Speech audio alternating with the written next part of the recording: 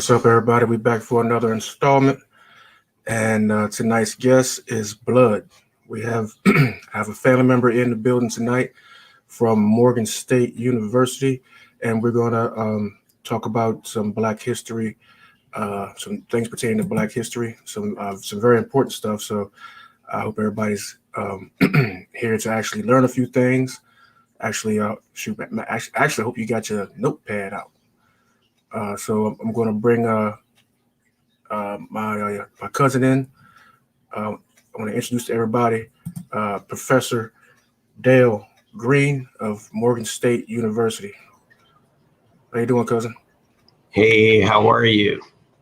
Good, man. It's nice getting you on. Tell everybody who you are. Yeah, thank you for having me on the show this evening. I'm Dale Greene. I'm a native of Eastern Shore of Maryland, a maternal descendant of Bishop Alexander Wayman, who's on my mother's side of the family, who was the seventh bishop of the African Methodist Episcopal Church, and a marital relative of Frederick Douglass, which is how Terrence and I are related and are connected in lineage as cousins. And of course, I'll speak further as we move through the show in regards to our family's history and the significance. And then I'm a paternal descendant of Reverend Samuel Greene Sr.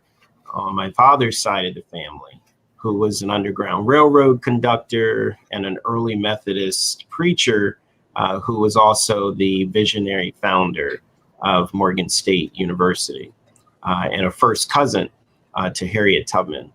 And so, excited to be on the show this evening. Glad to get you on, cuz.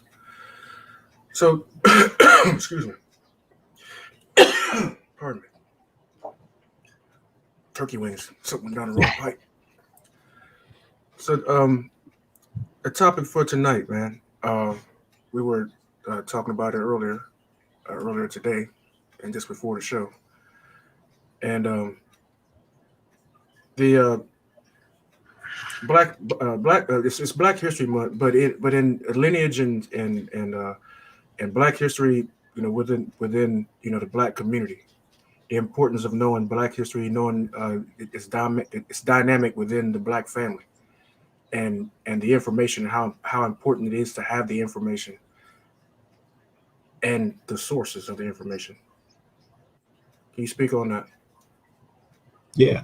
Well, most persons that know me, or at least know of me, know that certainly I have a deep love for African-American heritage and preservation. And I've had the good fortune to be able to spearhead a love for Black heritage and preservation that's impacted students and communities and various clients. And I've been a committed champion of the preservation of African-American heritage and places. For nearly a decade, I've had the honor to serve under two governors in Maryland, initially as a commissioner and then a vice chair, and then ultimately ended my term as chairman in 2019. And so I'm the immediate past chairman of the Maryland Commission on African American History and Culture, which was the nation's first ethnic commission, and one that was founded by the late Senator Berta Freeman Welcome, who was the nation's first Black female state senator, and the late Dr. Benjamin Arthur Quarles, who was a Morgan State University professor of history and the chairman of the department, and also the founding chairman of the Maryland Commission on African American History and Culture. He was a mentee to Dr. Carter G. Woodson. And Dr. Carter G. Woodson is known as the father of Black history and Black History Month.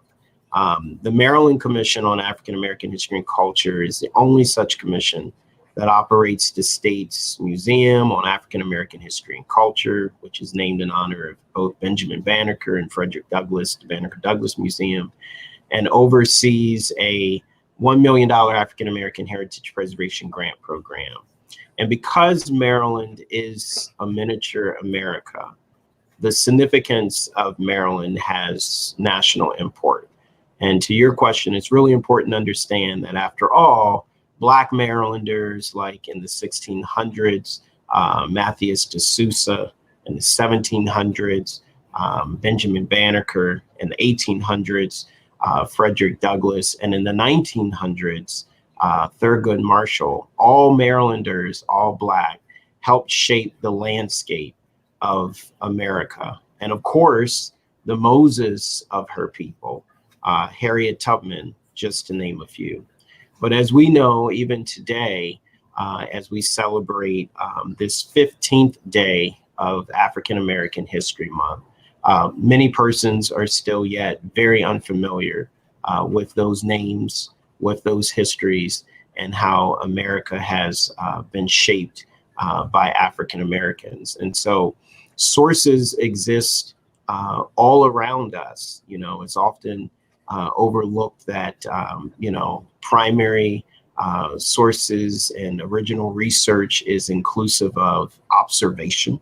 And so I often tell persons that, our history is all around us. Certain streets are named in honor of these individuals. And it's the inquisitive nature of us that should seek to unearth who these individuals are, that we are learning about through, walking down a road or driving down a road. I think we've learned a lot just in this new year as it relates to those that have helped to shape history, whether good, bad, or indifferent. If we look at the sort of 2020s racial reckoning and the removal of various Confederate statues and names on various buildings in honor of these individuals. So history is truly all around us. It's not always found in a book. Certainly it comes through our oral traditions. And as I said, certainly it comes through, just being visual and acute of the spaces and the places and the events that are happening in and around our lives. You and I both know of a lot of things that you won't find in a book. You come down here on the Eastern Shore, there's a lot of things that you won't, that are apparent, that jump right out at you that are not, that you won't find in a book. You have to be there. Samuel Greene. One of the things, can you tell us one of the things that the average person would not know about Samuel Greene? Yeah, I think that still to this day, the average person would be unfamiliar with the name Samuel Greene, and that Samuel Greene Sr. in particular was one of the only individuals in America's history who was caught, arrested, and sentenced to 10 years in prison for being in possession of the Uncle Tom's Cabin, which was an anti-slavery publication in the year 1857, which coincided with the Dred Scott case of 1857, which most persons would know, possibly, but Reverend Samuel Greene Sr. Was a Marylander. He was my sixth great-grandfather. And he's also in the same lineage of the Moses of her people, Harriet Tubman, who was born Armenta Ross and married John Tubman, but was the daughter of Harriet Ritt Greene, which is the association then with Reverend Samuel Greene. And most importantly, the grandmother, Modesty Greene, who Harriet Tubman referenced often based on her own sort of account of, her spiritual underpinning, which she attributed to her grandmother, who was born in Africa and brought to the shores of the Eastern Shore in Dorchester County, and was of the Ashanti tribe, Ghana, West Africa and Ghana. And so most persons wouldn't be familiar with that. Certainly the new film came out in regards to Harriet Tubman, entitled Harriet, and you see Reverend Samuel Greene Sr. featured in that as a a preacher and conductor on the railroad, Underground Railroad, for which he was. And certainly you see Harriet, of course, as a lead Underground Railroad conductor, but many are unfamiliar with the familia connections. Yeah, that's the one thing that I was always like, why don't people know that they were related? And that um, the Greene family connection is always missed when talking about Harriet Tubman, and the fact that when she died, her last name was Davis. Her name had been Davis for years. Yeah, well, she had a second marriage. And in general, I think the names of women in history are often overlooked because of marriages, and so as I mentioned, her mother first being born Harriet Ritt Greene, but then marrying Ben Ross. And so Harriet Ross gets lost, or rather Harriet Ritt Greene gets lost under the marriage of Ross. And then with Harriet Tubman, being born Arminta Ross, she changes her name, most appropriately to re-honor her mother's legacy. She changes her name from Arminta to Harriet. But, she marries John Tubman, she becomes a Tubman. And so nowhere in there, when you're focusing squarely on Harriet Tubman, would you ever get to a Greene, nor would you get to her Ross family if you're not careful to understand history and the authenticity of it. And so, yeah, most certainly it becomes very challenging, unlike you and I. And, you're able to, as a man, bear the name Terrence Bailey, which connects you to your fifth great grandfather, Perry Bailey, which is how our families on the Wayman side, are connected. And I happen to have the name so many generations, removed of Dale Greene, and so there's a clear sort of delineation to being tied, to the Greene family. But for the women in either one of these respective cases, your line of the Baileys or mine in the case of the Greene, as they get married, that name's lost. And some of that history is lost in that process as well. Yeah, I mean, so that's something for people to realize because chasing lineages now is a big thing in the Black community. Everybody's chasing, doing their family trees. Pay close attention to the women's names, especially after they marry. He pay very close attention to those because they can get lost. Mm-hmm. And those are some major keys to two things when you're checking backgrounds and sources and all that stuff. So Dale, I know you, and I know you got something cooking. So absolutely, always. So let's get into that. Absolutely. So, as a professor, you always have something to profess. And so, as you referenced, there's always something cooking. But, I'm proud of you and the show. And I'm glad that you've really invited me on the show. And certainly we talk about our history as African Americans on and off the show. We talk about it in and out of African American History Month. But it is important for the purposes of the show, as you said, to cook something and be strategic, if you will, about educating the listeners. And so, I believe that this Black History Month, most arguably, is one of the most critical in our American history. 2020's racial reckoning has awakened a heightened awareness in the interest of Black history. Not just here in America, but all over the world. And the founders of Black history, the Association for the Study of African American History and Life, and its founder, Dr. Carter G. Woodson, the father of Black History Month, which originally started as Negro History Week. Dr.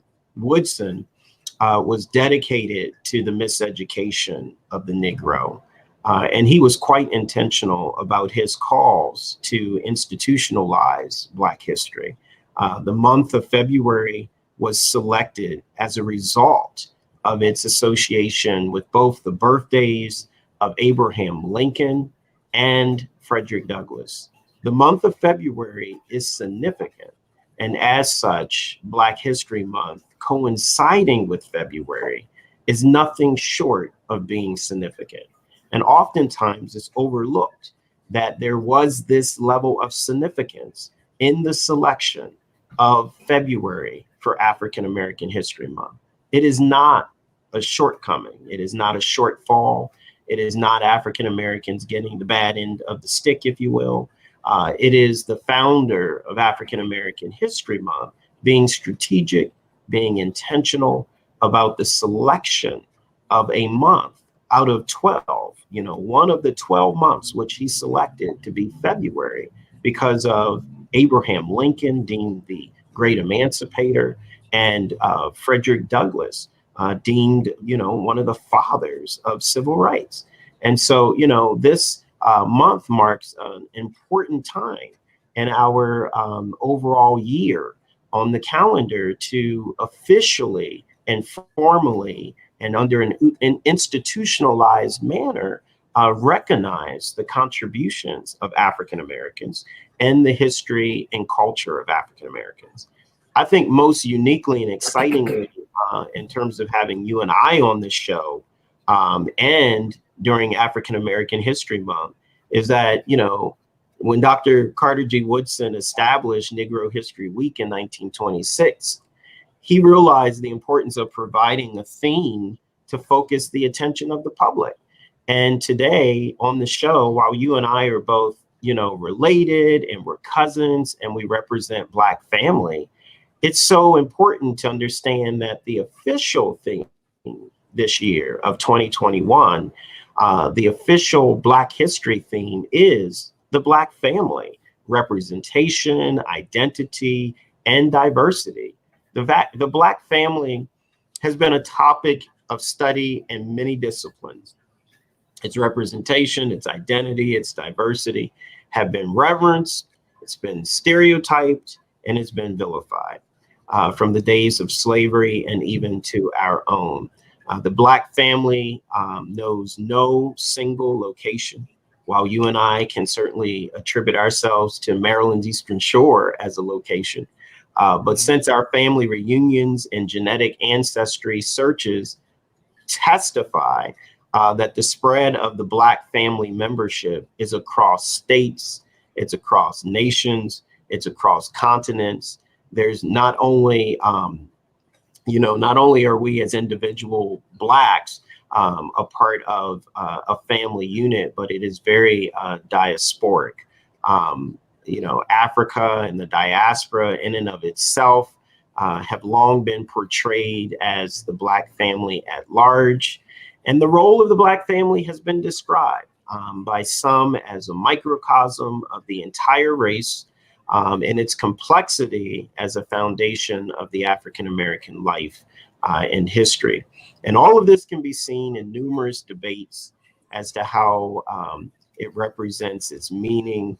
And so today, our aim collectively, both Terrence and myself, is to explore the meaning, if you will, of this year's National Black History theme, because there's no single word that's more illustrative of our humanity, whether Black or white, than of who we are in terms of the word family. And it stands at the heart of any human relationship. It represents the essence of our ties and our binds together as people, even through blood, by race, through social affinity, through a national heritage, or even by religious conviction. We comprise ourselves as parents and children, brothers and sisters, and even descendants of ancestors. We claim aunts, we claim uncles, we claim cousins that are not actually related to us by blood, but we consider them to be our family.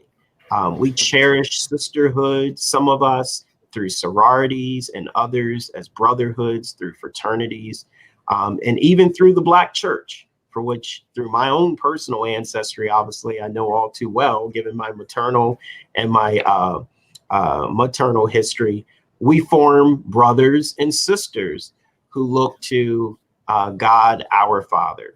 And so the history of Black family is is an integral part of our nation's heritage. And so this year's Black family theme offers a true and authentic window for us to look at the African American experience, which is what Terrence and I are going to intend to do through this particular show. And we'll be able to do it over the generations because Black families that have oriented themselves around the myriad of stories which hail from our African traditions through griot and West African traditions of oral history. These stories, these images, these concepts have long inspired and mobilized African Americans in individual as well as in collective efforts of self-help and self-determination, as well as in our quest for racial equity and in social justice, for which the year 2020 clearly showed us. Despite the negative, the pathological images of Black families portrayed in the 19th century and justified then by slavery, and even in the 20th century through various government policies, the march of time has certainly proved that the Black family best represents the source of perseverance and resilience. Those that were brought from Africa over through into America through the enslavement of people, through the Jim Crow laws, and through glaring racial inequities and the dangers that continue even to this day. It's really important to understand that we have a long and significant history and one that many persons are still quite unaware of today. The origins of Black heritage of our families as genetically Black, and we should understand and underscore European, date back to centuries ago. And we must call attention even to the tapestry of other ethnic heritage and Black identities. The Black family identifies forms from immigrants who came to the United States from every part of the world and the diaspora during the founding of America. Terrence and I were talking, earlier before this show, and I mentioned a quote from Benjamin Franklin, who was the founding father of America, who said in 1751, as he was upset about other Europeans and especially Germans immigrating into America at that time, he said, quote unquote, which leads me to add one remark, and this is from Benjamin Franklin, that the number of purely white people in this world is proportionately very small. All Africa is Black or tawny, and these are these early 1700s terms, and tawny means Black. Asia, he says, is chiefly tawny. Again, tawny means Black. America, exclusive of the newcomers, is wholly so. And in Europe, the Spaniards, the Italians, the French, the Russians, and even the Swedes are generally what we call swarthy. And swarthy is this 1700s term that also means Black. And he goes on to say that as are the Germans also, and the Saxons only accepted, who with the English make the principal body of white people on the face of the earth. And Benjamin Franklin says, I could wish their numbers were increased. And while we are, as I may call it, scouring our planet by clearing America off with woods, and so making the side of our globe reflect a brighter light to the eyes of our inhabitants, why should we, the sight of the superior beings, darken its people? Why increase the sons of Africa by planting them in America? where we have so fair an opportunity by excluding all blacks and tawnies, again, blacks, of increasing the lovely white, but perhaps I am partial to the complexion of my country, for such a kind impartiality is natural to mankind, end quote. That was Benjamin Franklin in 1751, who used those terms, swarthy, which means black people, tawny, which means black people. And you heard him reference several persons and or rather ethnicities and places from all across the world and reference them largely as swarthy people, tawny people, in other words, black people, and how few white people really were. And so even in our own work through Morgan State University and leading the Hill Community Project there on the Eastern Shore of Maryland and Easton, and uncovering an early free black community, which predated native son Frederick Douglass, predated native daughter Harriet Tubman, both who were born after 1810, when we uncovered this early obituary for an African-American woman named Grace Brooks, who was sort of the,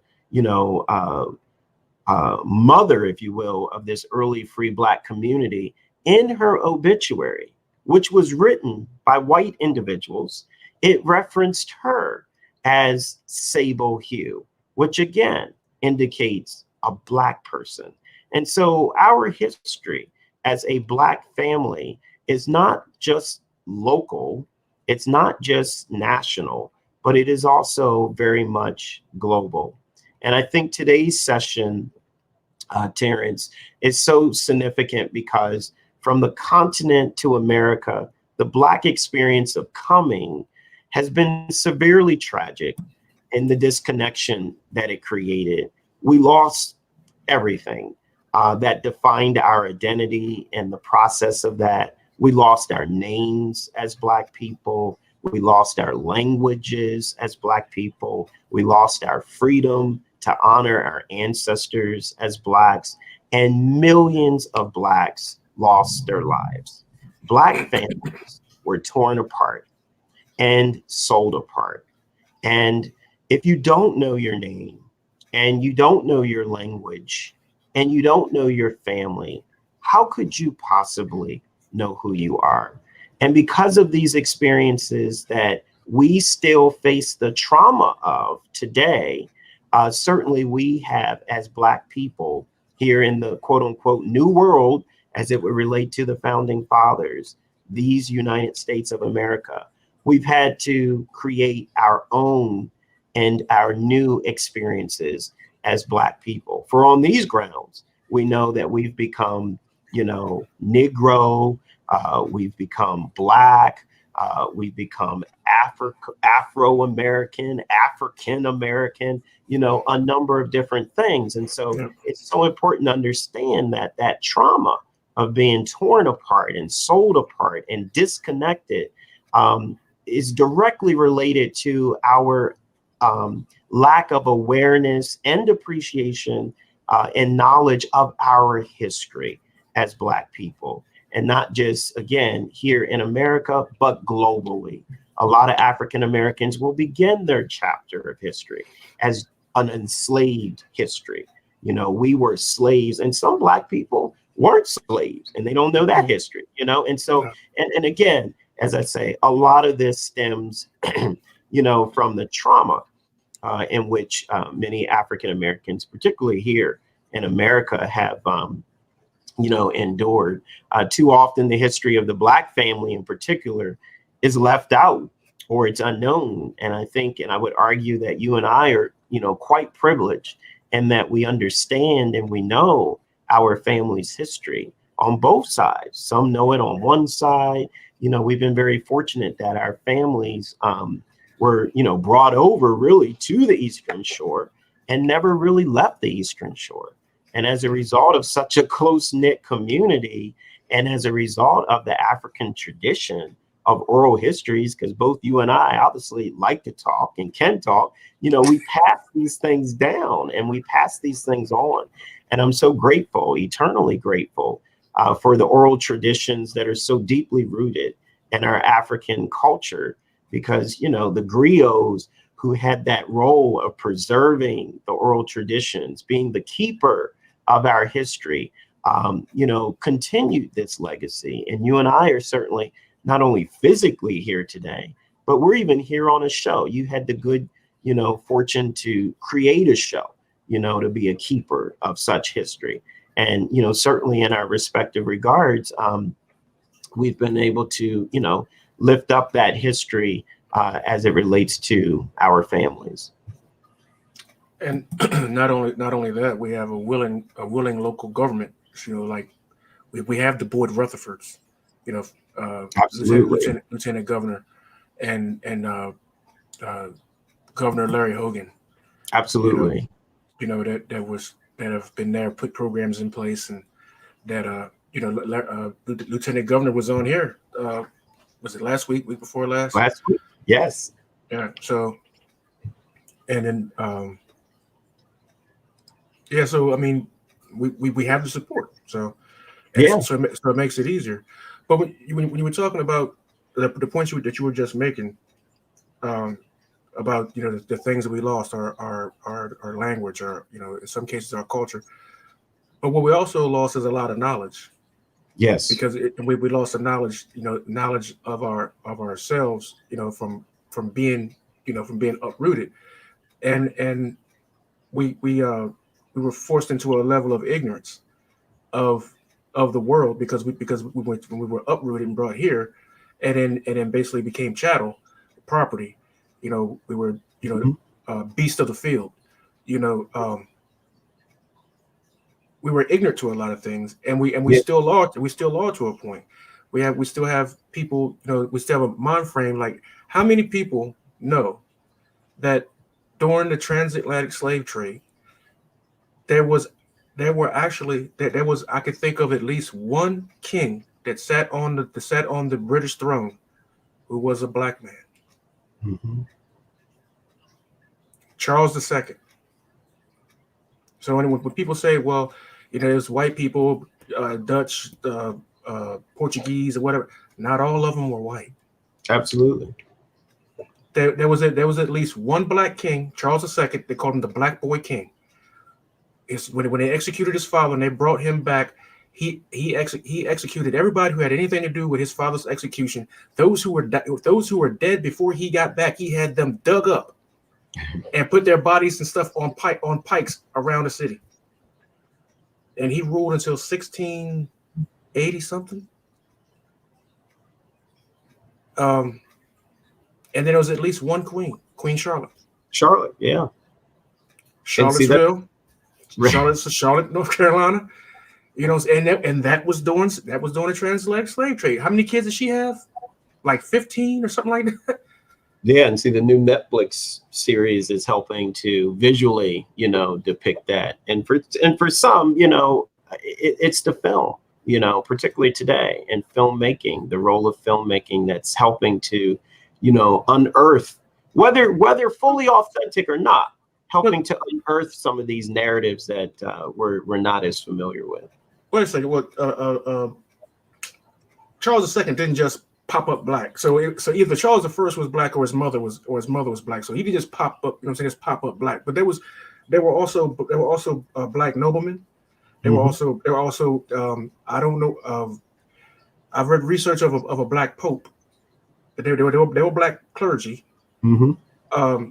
There were reports of like the islands and stuff around Scotland, Ireland. Significant black populations. Matter of fact, the Revolutionary War, there was an influx of black folk who came into the United States to fight the Civil War. All free folk. They came in. They were never slaves. Came into the United States on ships to fight in the Civil War on the side of the British. They came from Ireland, Scotland, and whatever. And there were some that were already here that had immigrated in. They were from the crown. Mm-hmm. You know what I'm saying? So when people say, well, all black folk were slaves, no, there were some that immigrated here right along with the with other so-called white folk. Not all of them were white. You felt people fail to realize that there were a lot of that area of the world was populated by black folk before it was populated by white folk. Right. You know what I'm saying? So that place was it was a mix of people there when white folks started traveling west. So everybody came out, not said yes. I'm not saying the translated slave trade didn't happen. Yes, it did happen. Leopold did go to there was a Holocaust before the Holocaust. King Leopold, 15 million Africans. You know what I'm saying? All that stuff did happen. So, but not every king during the translated slave trade that all from Britain was white. Right. There was at least one, and I don't know which one of his parents was black, but there was at least one. Charles II, look up the Black Boy King.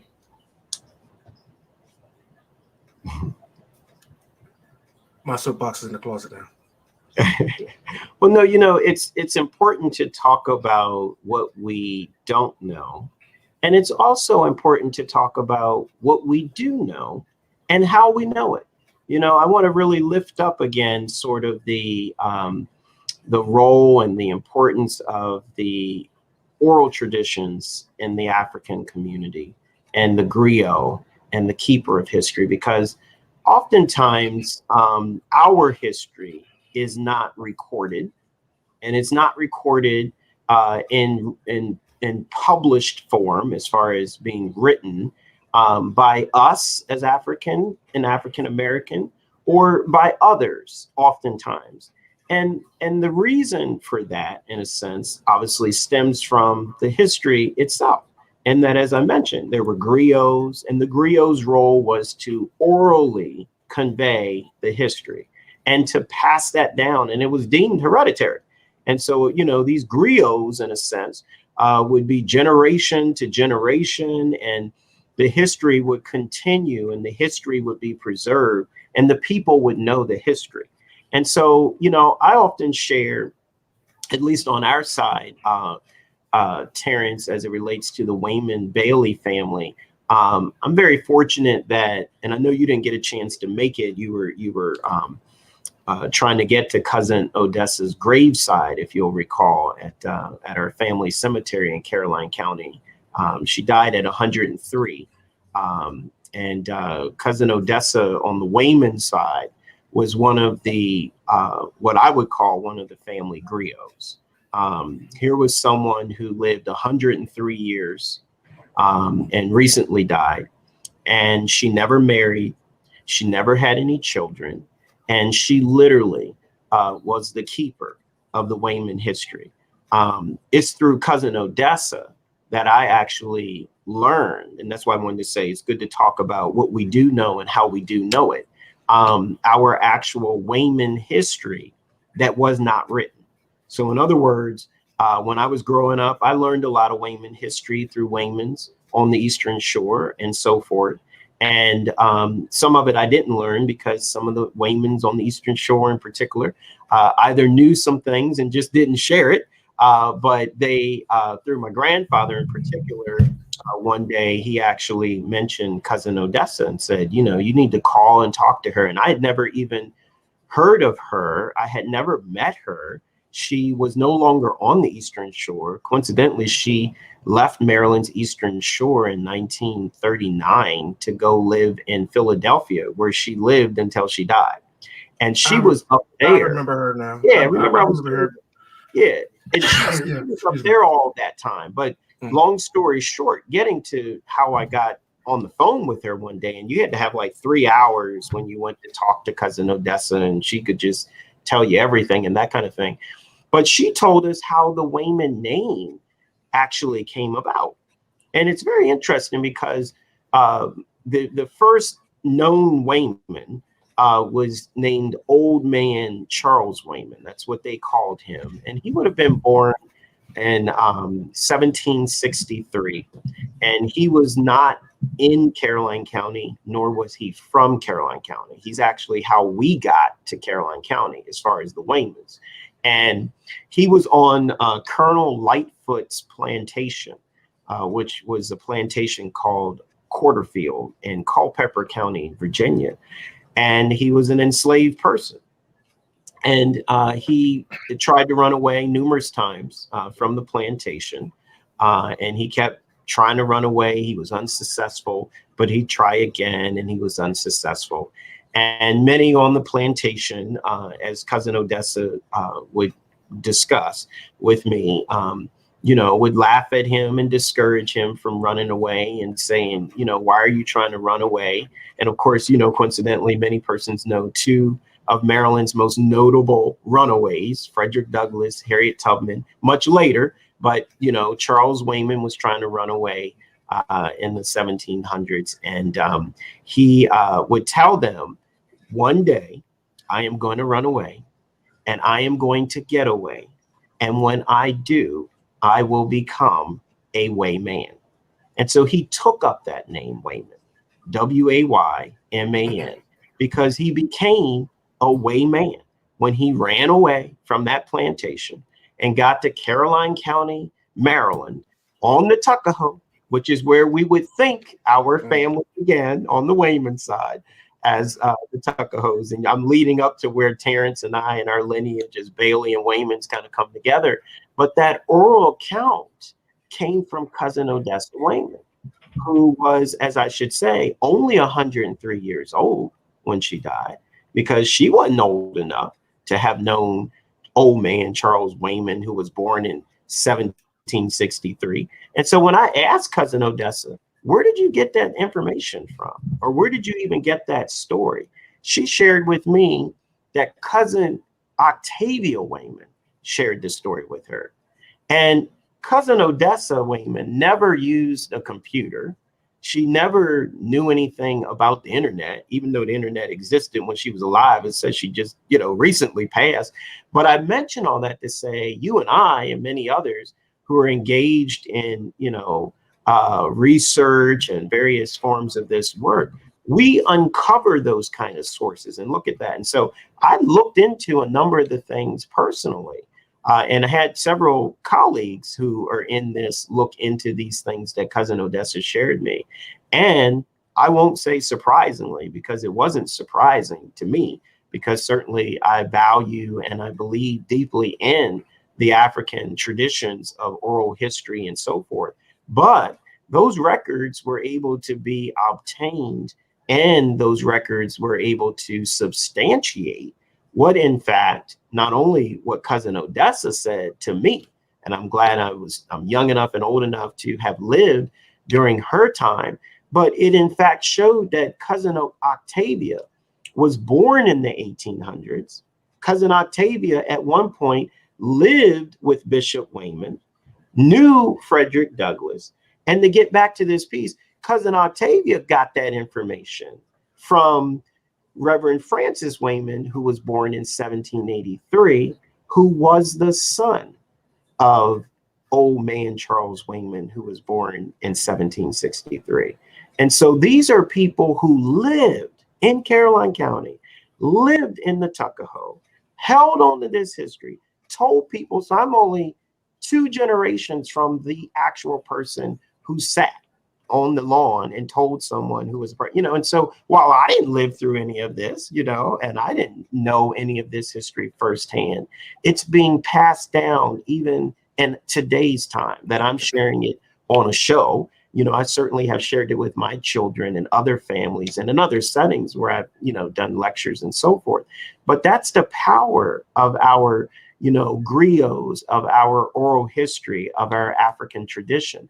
And the power that we can substantiate it, through records and through, the authenticity of unearthing this kind of research. So I just think that that's important for us to also acknowledge that we have individuals, in our midst. Now that Cousin Odessa is no longer with us, Cousin Octavia is no longer with us. Of course, Frederick Douglass is not here, and Bishop Wayman is not here, and Anna Murray Douglass and so many others who were in the Tuckahoe, of the Tuckahoe, and knew of this. We are here, and this is something that was shared with us, and we are able to continue to tell that narrative and pass that narrative along. And so these members of the Tuckahoe were quite important. Frederick Douglass, as you've heard us say, and most people know of him, and Terrence is the great nephew of Frederick Douglass by way of his 5 times great grandfather, Perry Bailey, who was Frederick Douglass's brother, because again, Frederick Douglass was born Frederick Augustus Washington Bailey. And when he ran away, which is the emphasis and importance of these stories of running away, Frederick Douglass takes up that name, Frederick Douglass. So many people don't connect him to a Bailey family and to the Eastern Shore on the Tuckahoe in that manner because of his name change. But this Bailey Wayman family intermarried in the early 1800s, and we thus are, connected as cousins. As many of them early on were cousins as a result of that marriage. Bishop Alexander Wayman, my 7th great grandfather, who was cousin, best friend to Frederick Douglass and to Terrence Bailey's 5 times great grandfather, who was actually his classmate, and so forth. So, our histories are so intertwined. We're not just family and blood and cousins and related through marriage and whatnot, but we classmates, we're friends, and our personal morticians. I still think it's funny about that. Every time somebody in the family dies, it's a Wayman that buries us. I think y'all trying to get rid of us, man. Well, that goes back that goes back to the early history as well. It's so funny when we look at those early records. Our families, and I guess principally mine, and Terrence and I joke because it's like, who married who? Did your family marry into my family, or did my family marry into yours? Is my family burying yours, or is yours burying mine? But in the case of the burials,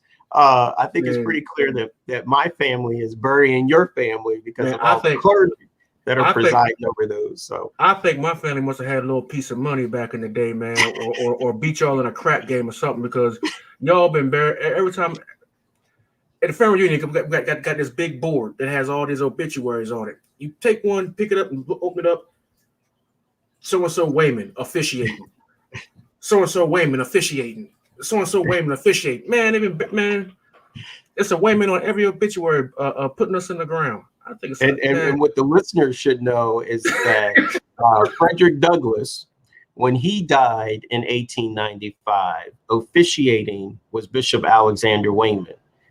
In 1895 at the Metropolitan AME Church in Washington, D.C. And it goes back even before then, that Waymans were officiating and presiding over the Bailey family and so forth. And so this is a long lineage, but from this Tuckahoe, comes Terrence's family to Bailey. It comes Anna Murray's family, Frederick Douglass's first wife. And out of that Tuckahoe, comes our family, the Wayman family. And so these Black families come out of this, rich, significant, Black village. You guys y'all actually had like a dock or a landing, or was it Wayman's Landing? Wayman's Wharf. The old man Charles Wayman got to Tuckahoe and on the Tuckahoe River in particular. And he took up residency there on the Tuckahoe River, and he started really Black entrepreneurship.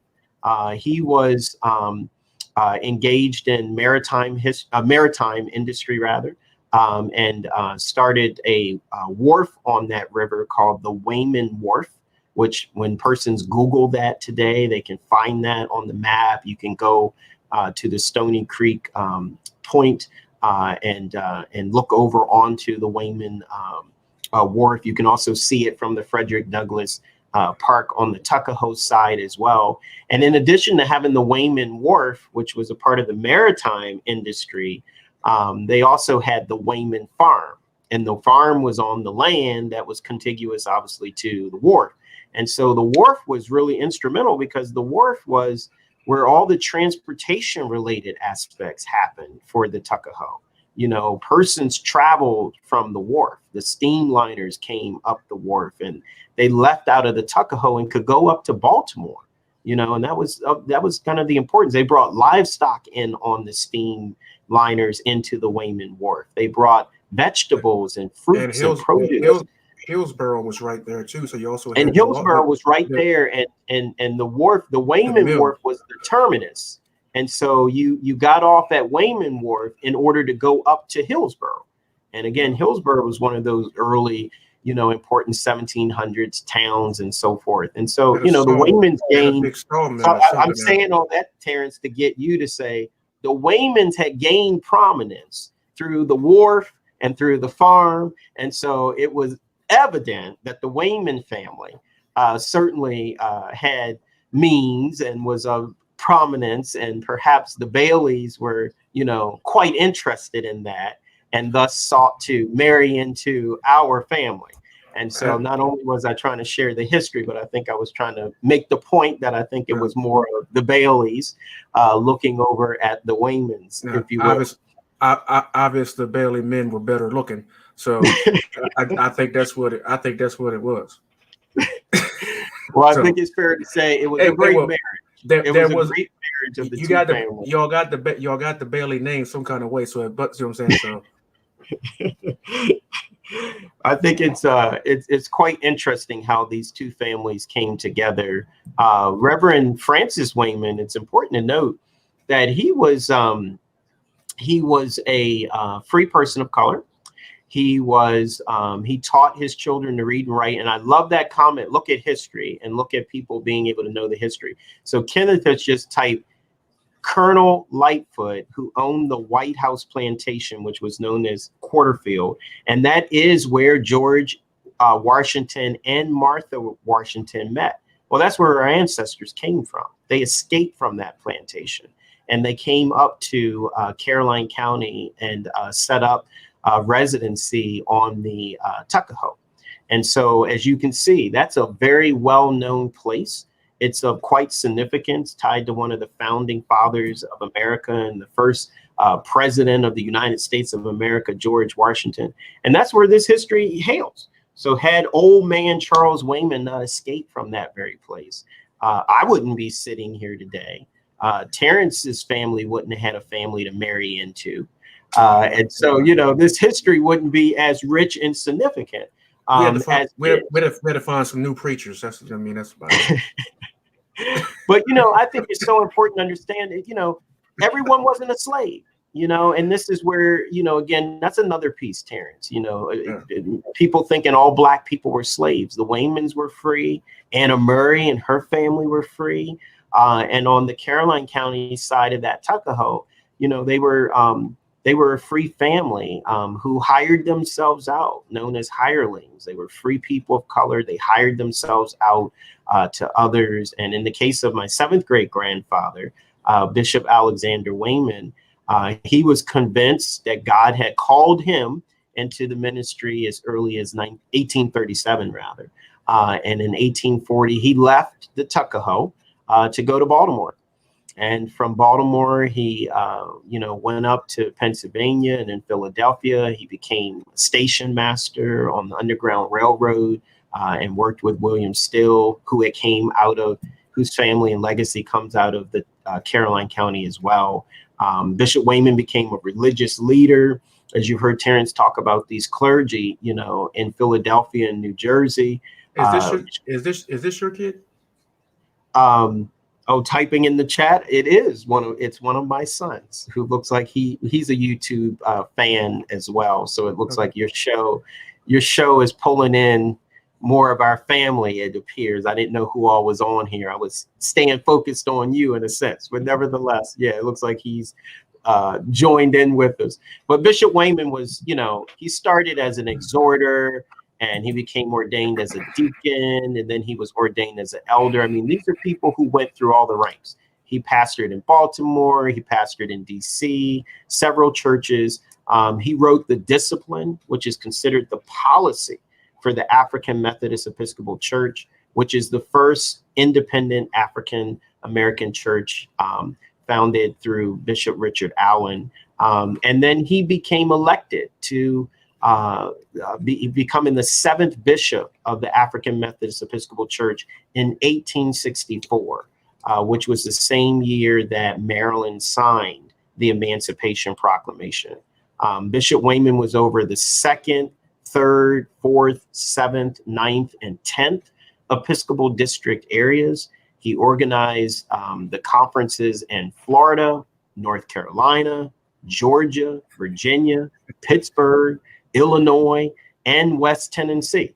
And so, you know, wherever you go, if you will, across the American landscape, you know, you'll find all kinds of, you know, contributions that have been made by Bishop Wayman. He laid the cornerstone for various prominent AME churches in America, the Cathedral of African Methodism, the Metropolitan AME Church, which is where Rosa Parks and Frederick Douglass's funeral was, the Quinn Chapel in Chicago, Mother Bethel in Philadelphia. He was a founder of the Colored YMCA, founding trustee of the 3rd oldest HBCU in America, Wilberforce University, and he served as the chaplain for the unveiling of the Lincoln Memorial in Springfield, Illinois. He presented the Bible to President Lincoln as a token of respect and gratitude and appreciation for the Emancipation Proclamation, and he led Abraham Lincoln's funeral procession through Baltimore. And so, you know, these are the kind of people that were coming out of our family in the Tuckahoe. A lot of people don't know where Wilberforce University got its name. Shed that light, Terrence. Wilberforce. He was a senator or something. He was a lawmaker, a member of Parliament over in Britain. And he led the charge to stop slavery in Britain, to stop the to stop the transatlantic slave trade, and to put ships on the Atlantic to catch slave traders from crossing the Atlantic, bringing slaves into the United States. Wilberforce University, which is the first HBCU, the third, which is one of the earliest ones, is named after a white man. Yes. I can't remember his first name, but I remember his last name is Wilberforce, a member of the British Parliament, who was the one who spearheaded the whole movement to pass the law in Britain to stop the transatlantic slave trade. Yeah, it's very impactful. I mean, this is 1856 when Wilberforce is being founded, and it's pre-emancipation, which shows, you know, as well, sort of what, you know, our ancestors were doing pre-emancipation and post-emancipation, because under the Reconstruction era, you know, they were some of the most influential African Americans who were, you know, working under the Reconstruction. Bishop Wayman had published 2 very important books during the Reconstruction era, in particular, one in 1881 and one in 1882, which a lot of these original sources that we're discussing also come from. He had led a campaign, coincidentally, with Frederick Douglass to erect a monument to Bishop Daniel Payne, who was the first Black HBCU president when he became the president of Wilberforce. So while, you know, Lincoln and Cheney predated Wilberforce, they had not had Black presidents prior to Bishop Daniel Payne becoming that president. And it was Frederick Douglass and Bishop Wayman who were, you know, at the helm of seeing that he, you know, got the most appropriate monument to his honor. And so, you know, Bishop Wayman became the senior bishop as a result of the death of Bishop Daniel Payne. And in 1895, it eulogized Frederick Douglass at his funeral at the Metropolitan AME Church. And it's so interesting how, you know, their lives, you know, were so close from growing up on the Tuckahoe to even their deaths, both coinciding in 1895. Frederick Douglass died in February of 1895, and Bishop Wayman died in November of 1895. Wayman was originally buried in Laurel Cemetery, which has a history in and of itself in Baltimore. It was, taken over by the city of Baltimore in the 50s and became a shopping center. And so he was, relocated to a cemetery in the county, which is where his, remains are. And I bring that up because most of the Wayman Bailey family are, buried on the Eastern Shore in Spring Grove. And it's unfortunate that he, sought to be buried there in Laurel Cemetery. And it literally became one of the subjects of, vulnerability and threats when it was taken over to become, a shopping center. But he was, one of the most influential in the Reconstruction era as a clergy in America, and several churches and schools and lodges and campgrounds and streets and many institutions across the states are named in his honor. And one of the streets, actually, Terrence and I were on some years ago when we were getting Highland formally Beach. together. Yeah, at Highland Beach. For those that may know of Highland Beach, which is in Anne Arundel County, and that principal street in Highland Beach is actually named in honor of Bishop Wayman. It's called Wayman Avenue, which overlooks the Chesapeake Bay. And so, there's so many connections, between our, overall extended family. Highland Beach is a town that was founded by our cousin, the youngest son of Frederick Douglass, Charles Redmond Douglass. It's it's he founded the town after he tried to go to a business in Annapolis. They wouldn't serve him because he was a black man, even though this man was a Civil War veteran. It was Union Army veteran. He was the first black man to enlist in the Civil War. They wouldn't serve him. He went down. I can't remember the man's name, but he had a farm down there on the banks of the Chesapeake. He bought it, and he turned it into an entire town. He named all the streets in the town after prominent black men in the struggle at that time. Bishop Wayman being one of them, and so every street is named after a prominent black man at that time. He built a house for the lot number one. He gave to Uncle Fred. Uncle Fred said he didn't want the lot because it was too close to the water, and he didn't want the grandkids that close to the water. So he traded for, was it lot 2 or lot 3 with another customer. They traded lots. Brashear, it was a Brashear farm. Thanks, chair lady. Right. It was a Brashear farm. He purchased the Brashear farm, so he traded for lot number 2, and then Charles built him a bad house. I think the only thing, the main thing that Uncle Fred wanted in this house was he wanted a lookout. It was like a balcony in the house where he could sit up there, and he didn't want to move back to the Eastern Shore, but he wanted to be able to look across the bay and see it. So he would be able to look across the bay and look at what would be Queen Anne's County. The house, he died 6 months before the house was finished in 1895. He died February the 20th, which is 5 days from now. His birthday was yesterday. He died February 20th, 1895. The house wasn't complete until 6 months later. But the house is nice. I mean, I've never seen woodwork in a house like that in my life. That house is gorgeous. But he never got to move in. But that was a black home. I mean, not black home. A black established town. It's a historic site now, if I'm not mistaken. Isn't it? It is absolutely. These sites are so important, and Terrence and I have had the opportunity, and I brought that up because certainly it's history. It's a place that you can visit, but it shows how, our families were connected then and still are connected now, because these are places where, Terrence and I have gathered. We've gathered with our cousin there, Kenneth Morris, who's, in California, but it's leading the family organization. And Terrence, I'm was mindful of our visit to Rochester, New York. Won't go through all the details, keep it all historical, but because I rode, for those listening, in the car with Terrence from Baltimore to Rochester, New York. I should have flown on the plane for an hour of travel, but nevertheless, we had some quality family time. That was no ride. Leaving from Baltimore to Rochester, New York. He was insistent to drive.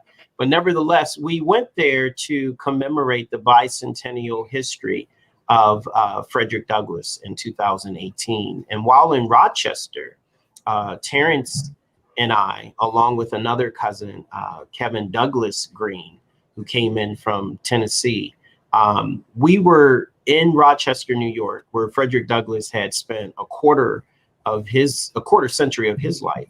And while there, we were there literally, unbeknownst to us at the particular time, until later that evening we had, went back after one of the events we were at and looked at some records. And I said to Terrence, I was like, Terrence, you won't believe this. I said, these records, because I have this habit of looking at these records when we go places just to see what was our family doing, before we even get there. And so it turns out 150 years ago to the day that Kevin Douglas Greene, Terrence Bailey, and myself, Dale Greene, were all in Rochester together, the three of us, for the bicentennial of Frederick Douglass, marked the 150th anniversary of when each of our respective ancestors were there. So in other words, 150 years ago to that day, Bishop Alexander Wayman was there.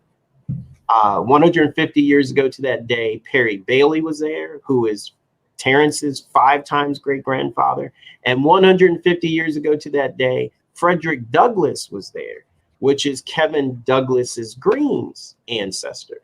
And so we were all standing there in 2018 in the flesh, representing our respective lines of this lineage. And it's just amazing how history repeats itself, because, for Terrence, his great ancestor, Perry Bailey, I believe at that time, Terrence, he was coming back to rekindle a relationship with his brother, Frederick Douglass, after having been in Texas for some years or something like that.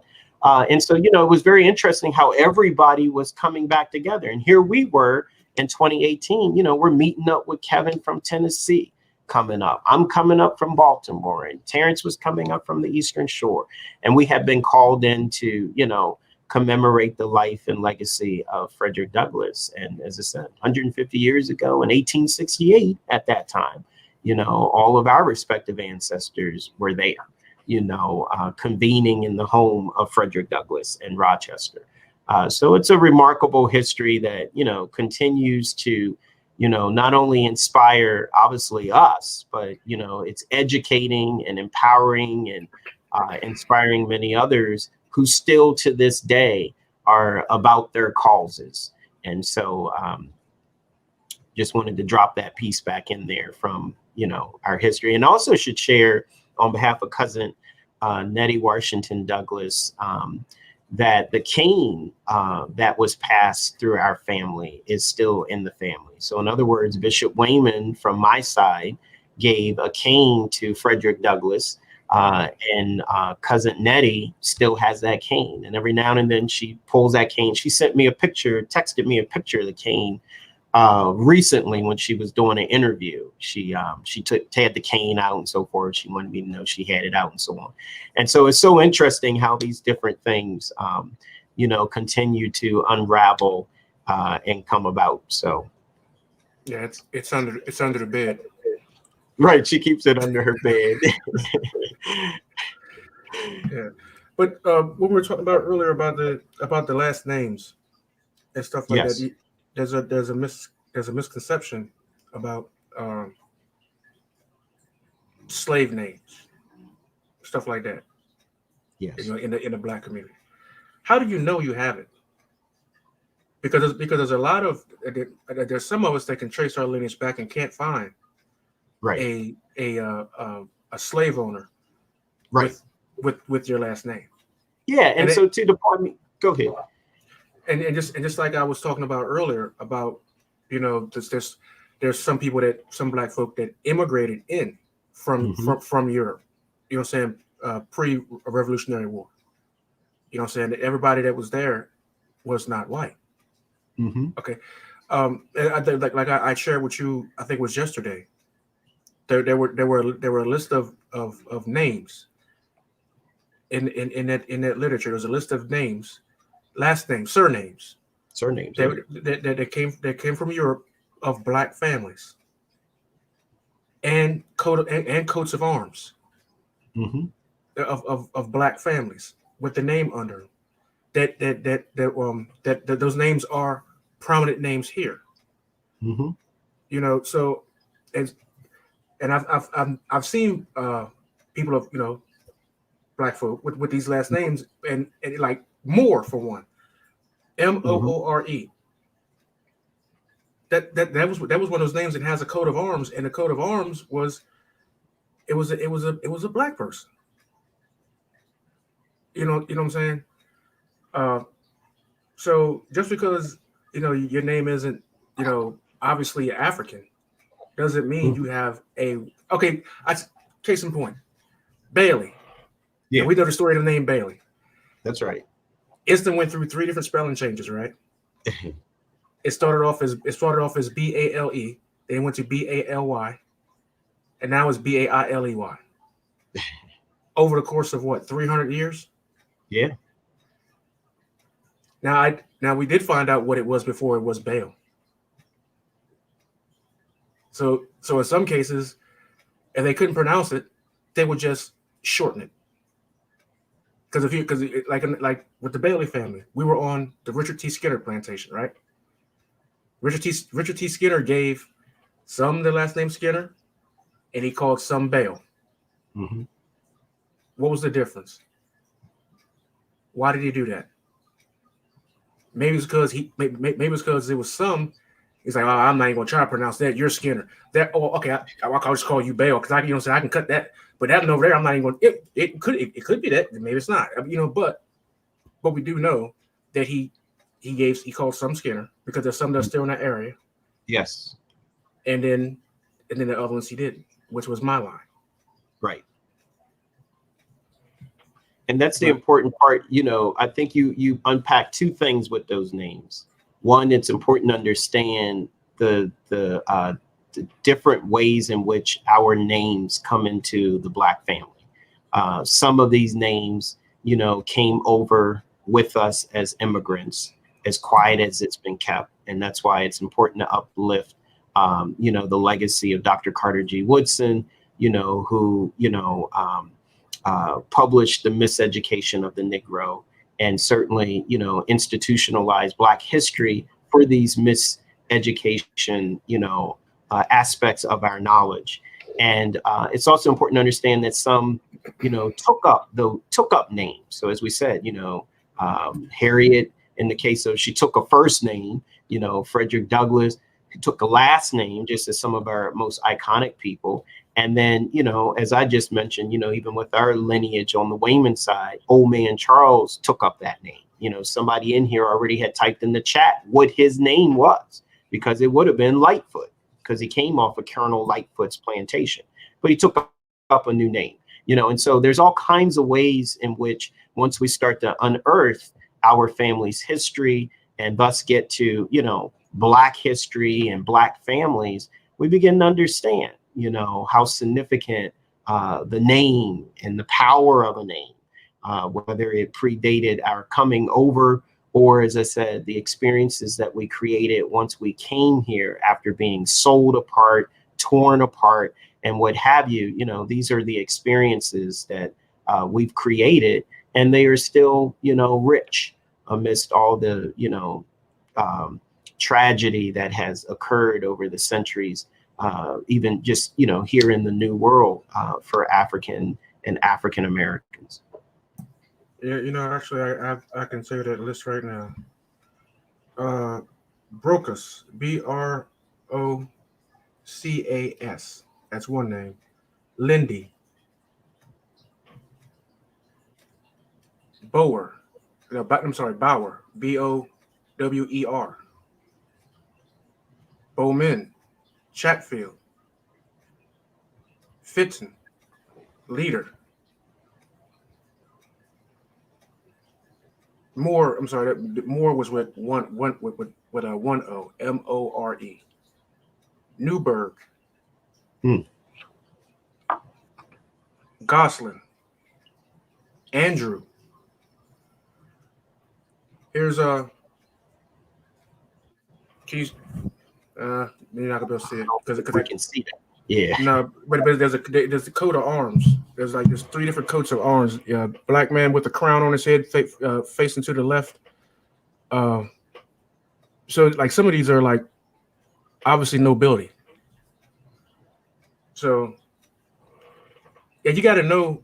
You got to do your history. You got to know that stuff because I mean, um, not saying it could be. I mean, I'm just saying.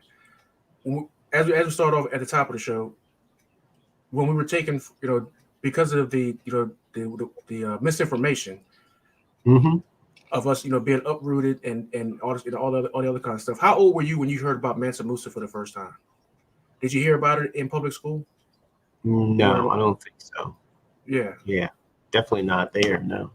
when you heard about Harriet Tubman and Frederick Douglass for the first time, and if you went to Talbot County schools, did it tell you that it happened in Talbot County, or did it teach to you that like it happened some faraway place?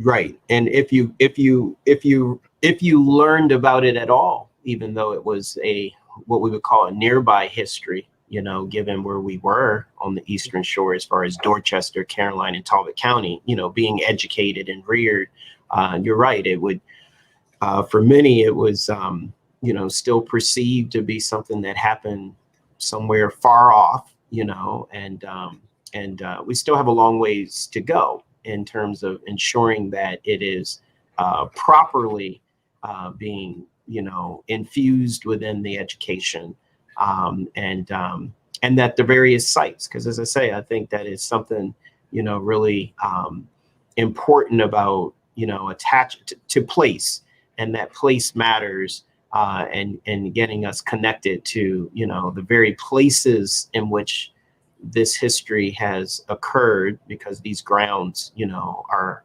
hallowed, and they speak to the very existence of what we've been discussing, that, as I said, has national import. Because you can go anywhere around the globe and people have heard about and are learning about and know about Harriet Tubman and Frederick Douglass. But as I said, you and I and others, have the duty and responsibility to ensure, particularly within the context of the Black family, because there's so many that are in the family. And as you hear, they were significant as well, in terms of, the Bishop Wayman's, the Reverend Samuel Greenes, the Terrence, the Perry Baileys, and, even down to, the work that we're doing today, which is a continuation, of what our ancestors have done, even with you, Terrence, in the, as far as the military, because the families have a long tenure in history, obviously, with the military, and so, I mean, and all of that, we see it with the clergy, as you said, as we joke, but it's serious, that they're still yet officiating, today. And so, these are the things that go all the way back, to our roots and branches in that sense. So, The history. We have to look at the history in the right context, like Tom's Cabin, the book yes, that yes. Samuel Greene received a prison sentence for. Mm-hmm.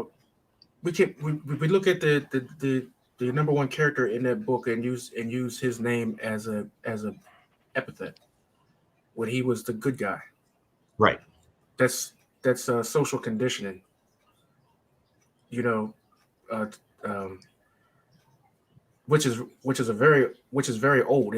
Just imagine how long that's been around, Mm-hmm. and that came straight from the oppressor. Right. Don't you be an Uncle Tom, meaning don't you go against me. Right. And see how long that stuck around. That same mentality while we're still not grasping the importance of knowing of getting this history and Right. passing it down. And it's important. You're hitting another very strong and good point, which obviously both Frederick Douglass spoke to very uniquely. And of course, the late Reverend Samuel Greene Sr., who you're referencing, strongly believed in these components. Frederick Douglass' quote was, once you learn to read, you will forever be free. And certainly Reverend Samuel Greene Sr. understood the importance of being literate and understood the significance and the power of literacy.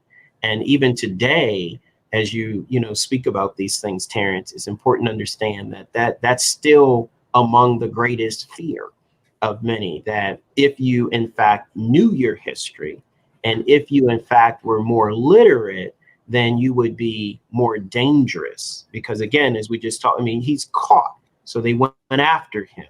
He was arrested and they imprisoned him because he could read, because he was in possession, as they called it, of the Uncle Tom's Cabin book written by Harriet Beecher Stowe in 1854. And, this was considered an anti-slavery publication. They charged him, as we, recently just saw on January 6th, what many are referring to as an insurrection that happened at the U.S. state's Capitol. So we can just try to, paint the scene a little bit and help persons to understand the kind of fear, and then put that to the kind of things that people thought might happen. Because in the case of Reverend Samuel Greene Sr., what most persons may not understand is there was an incident very similar to what, we saw happen on January 6th at the U.S. Capitol, but it wasn't at the U.S. Capitol. And it wasn't white individuals in mass, attacking and what have you. But what happened was this famous case that was referred to as the Dover Eight of 1857, also referred to as the Stampede of Slaves of 1857. And my sixth great-grandfather, Reverend Samuel Greene Sr., as they say today, he was in the wrong place at the wrong time. And it happened to be in his own home in 1857, knowing how to read, being in possession of the Uncle Tom's Cabin, and having, letters that he had wrote to his son, and the letters that his son had wrote back to him. And his son was in Canada in 1857 and had been led to Canada through the cousin, Harriet Tubman, who assisted Reverend Samuel Greene Sr. and his son to get, Samuel Greene Jr. to Canada. And so when they got to his home, they find in the letters from an escaped slave, they're finding the book, and so they charging Reverend Samuel Greene Sr. with, essentially being involved with the Stampede of Slaves, with the Dover Eight, because clearly this man can read. He's in possession of this book. Here we got evidence that he helped his son. So while it was called the Underground Railroad, it wasn't underground and it wasn't a real railroad, right? These are the kind of things that were to be maintained in secrecy.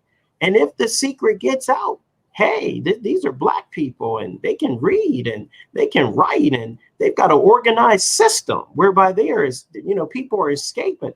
This is powerful. This is significant. This is dangerous. This is scary. But these were people who were woke. These are people who, understood that Black lives have always mattered. In the case of Reverend Samuel Greene Sr. and the Black family, he understood this. He was enslaved himself.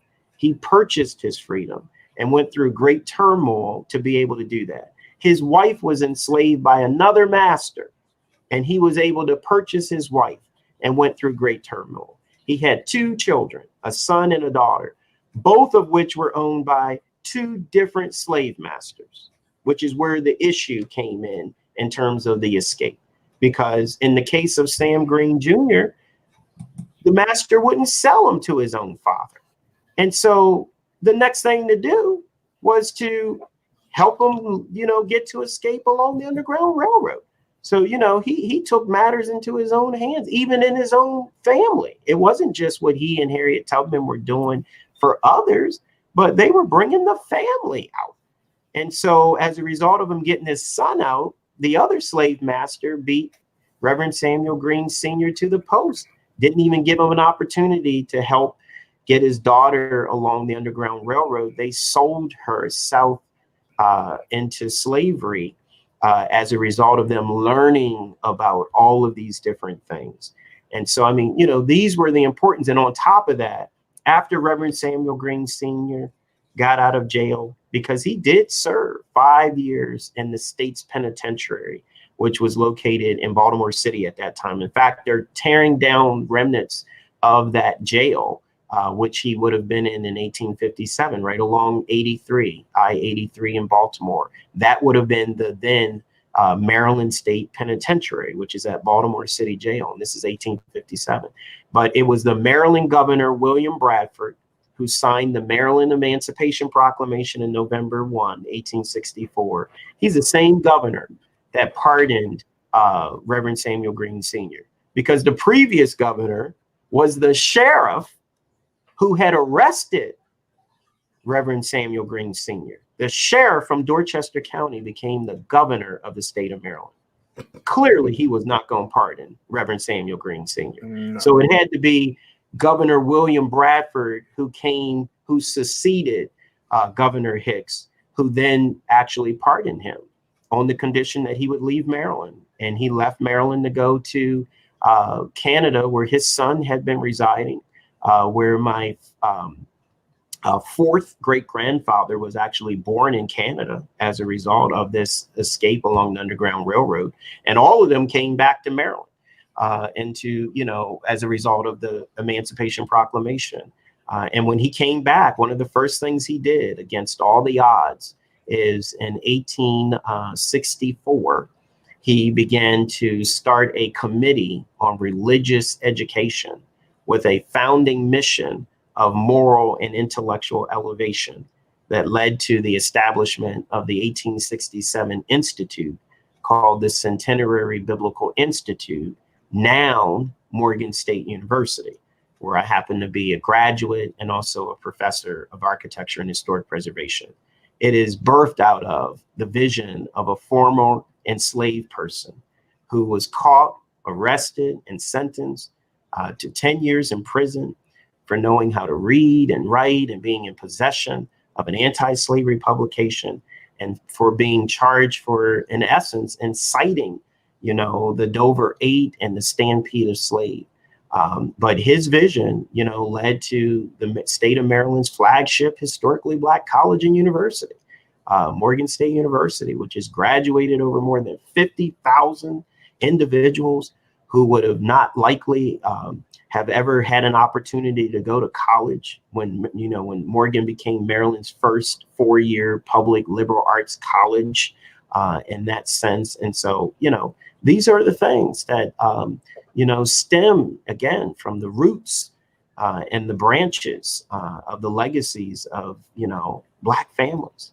And so, that's the importance of, again, the national theme this year. And I hope persons really, embark upon this entire year, understanding and underscoring the importance of Black families, because it isn't just we brothers and we sisters and you, my cousin, and this, this is significant. And the legacies that our families, have,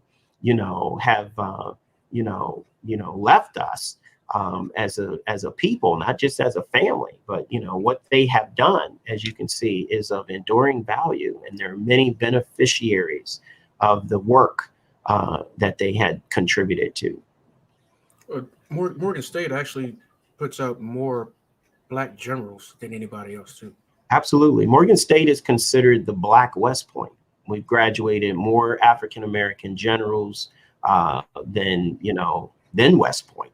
And so, yeah, Morgan's another, similar to all of this history we're talking about, as they say, quiet giants, quiet history, an unkept history and so forth. And so, yeah, and Morgan has produced many contemporary, and I say contemporary, to Frederick Douglass, to Samuel Greene, to Bishop Wayman, to Harriet Tubman, activists, because Morgan is born out of that spirit of activism, which we can, see in the case of a Reverend Samuel Greene that's born out of the Black church, because again, Reverend Samuel Greene was born in 1802. to help people understand, his contacts, Bishop Wayman, 1821, Harriet Tubman, 1822, Frederick Douglass, 1818, but then we come, to our modern establishments like Morgan in 1867, and we're getting, the contemporary activists that are coming on the scene. Morgan's producing through its first graduates, African-American attorneys who go on to go to Yale and study law, come back to Baltimore and succeed in dismantling the racial segregation laws. I mean, this is what's becoming of these different things as a result of seeds that get planted. And again, the roots and the branches from, those that come from, in the words of, Terrence and I, who uplift the Eastern Shore of Maryland, where now it's been reported that, the lion's share of the 19th century African Americans, figures of note have hailed from the Eastern Shore of Maryland. Henry Highland Garnett, William Still, Frederick Douglass, Harriet Tubman, the list goes on and on. I mean, the Eastern Shore is, a great ponderosa, and it's just an amazing place that has had a long, steep history in producing, these African-American histories and culture that are now more widely recognized throughout the globe. I got some news for you. Yes. The artist has been paid for the mural.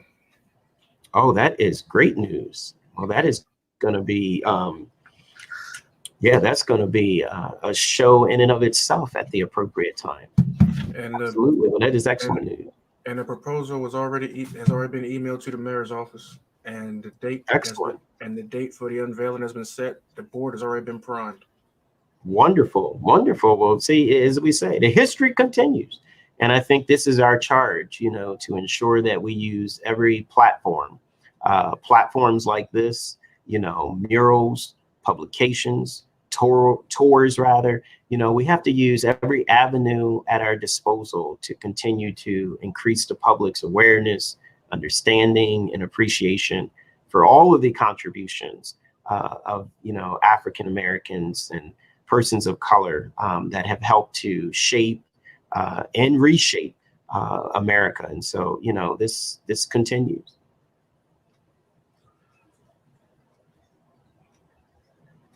As everybody's it's been a great show. Everybody's enjoying it. Wonderful. But Dale is still at the office, and his kids are watching him on here. At home, right? Yeah, at home. And it is 8:30, so we're going to go ahead and shut it down here. But well, this has been great. This doesn't have to be a one-off, though. We can definitely come absolutely. back and do it again. Yeah, we'll definitely we'll reconnect. Absolutely. Cuz, it was great having you on. Yes, it was great to get on with you, Cuz, and certainly I'm proud of you and the show. And you've had some great guests, and you've got great guests lined up, and I'm just proud of what you're doing. And I think this is another really important vehicle for you to continue to use. And so I want you to know that as well. I appreciate it. I appreciate you coming on, and the little cousins popping their heads in, peeking their head around the door, seeing what's going on. Let's see. Let's go through these comments real quick. That's Andrew Charles said he would like to thank you for speaking on this platform. Oh, absolutely, thank you. Black Kamnana says you're funny. Congratulations. This is actually Gabby. She's using her son's account. Oh no, that's great, Gabby. And the chair lady. Oh my, of course, the chair lady. And she's got a great, powerful Black family history as well.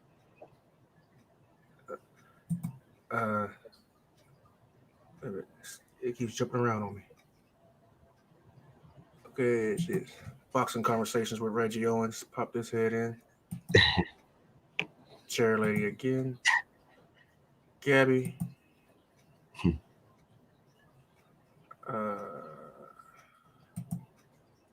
Sir Senior, salute to the guest, Dale Greene.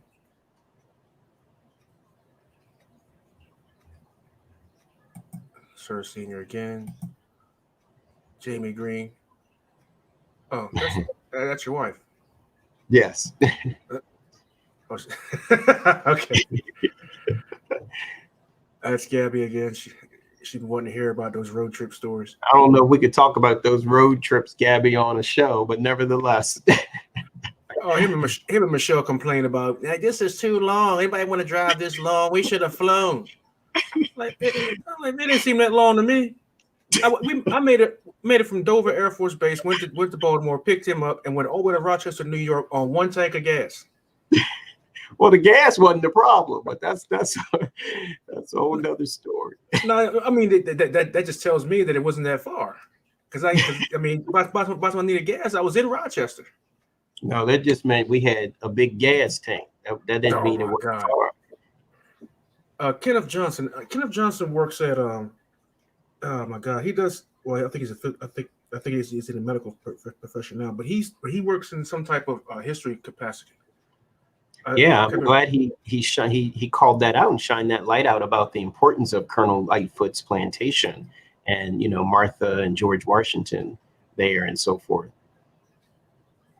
Black economists thought it was funny about Wayman's burying Bayless. Yeah, so that's thanks for everybody coming in. Yeah, Andrew Charles would like for you to come back in the future. So we're gonna go ahead and end it there because I cooked all this food for dinner. The only thing I got to eat was like a couple spoonfuls of collard greens. No, not collard greens, kale. So I'm about to go back and get me a whole plate now because I'm hungry. Thanks, cuz. We're gonna go all right, cuz we'll be in touch. All right. We're gonna see y'all later.